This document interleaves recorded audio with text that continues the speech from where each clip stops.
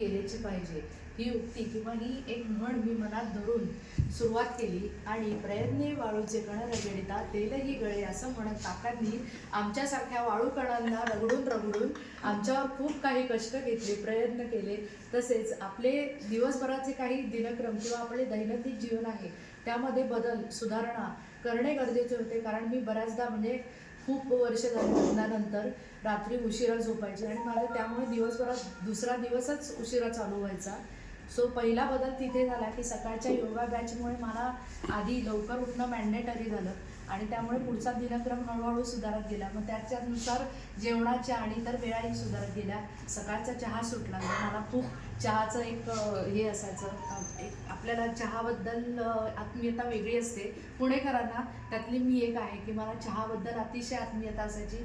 उकळलेला चहा समोर दिसला तरी मी तो पूर्णपणे त्याला बाजूला ठेवायचे आणि मी तो पीत नव्हते. इथं आल्यावर मी अप्रेस घेत होते.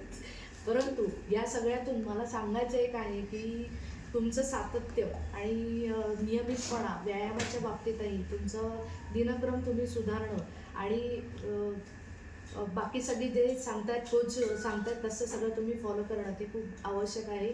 वेट लॉसपेक्षा तुम्ही तुमच्या जीवनात काय बदल आणू शकता, तुम्ही स्वतःमध्ये काय पॉझिटिव्हनेस आणू शकता, ह्या गोष्टी खूप इम्पॉर्टंट आहेत. त्याच्यानंतर मला अजून एक दुसरं सांगायचं आहे की मी 2003 पासून म्हणजे लग्न झाल्या जसं माझं कॉलेज झालं त्याच्यानंतर मी ब्लड डोनेशन करू शकत होते. मी एबल कॅन्डिडेट होते ब्लड डोनेशन करायला आणि मी अनिरुद्ध बापू जोशींची अनुयायी असल्यामुळे मी या सगळ्या गोष्टींना प्राधान्य देते. तर मी तेव्हापासून जेव्हा जेव्हा ब्लड डोनेशनला गेलेले आहे तेव्हा माझे HB अगदी पाठावर असायचे. कधीच म्हणजे लेडीजमध्ये 12.5 हे लागते तर ते माझे कधीच भरले नव्हते. परंतु हा एक हर्बल शेक हा त्याच्यासाठी एक चांगला प्लस पॉईंट म्हणायला हरकत नाही की हे प्लस सायमल्टेनियसली जो माझा बदललेला दिनक्रम आहे हा सगळा माझा HB वाढण्यात HB काउंट वाढण्यात ह्याच्यात खूप मला छान पॉझिटिव्ह रिझल्ट आला की माझं HB डायरेक्ट 13.8 भरलं लास्ट ब्लड डोनेशनमध्ये, which is very good sign for me. कारण त्याच्यामुळे पण आपल्याला चक्कर येणे किंवा ह्या गोष्टी होणे किंवा वीकनेस जाणवणे प्रत्येक कार्यात किंवा कुठलीही गोष्ट हातात घेतात तर त्या आता मला खूप कमी झालेल्या आहेत. मी ओव्हरकम केलेल्या आहेत या गोष्टी. त्यानंतर मला असं वाटतं की हर्बल शेक खूप लोक आपल्याला येऊन सांगतात की हर्बल शेक म्हणजे प्रोटीन शेक आहे, तुम्ही घेऊ नका वगैरे किंवा त्याच्यात सातत्य ठेवू नका. परंतु हे करतानाच मी त्या गोष्टीचा थोडा अभ्यास केला तर हर्बल शेक म्हणजे केवळ प्रोटीन शेक नसून तर तो औषधी वनस्पती, धान्य, फळे आणि काही औषधी फुले या सगळ्यांपासून या सगळ्यांचे इन्ग्रेडियंट्स आहेत. तुम्ही जर पाहिलं तर त्यात हे सगळे इन्ग्रेडियंट्स आहेत अदर दॅन प्रोटीन.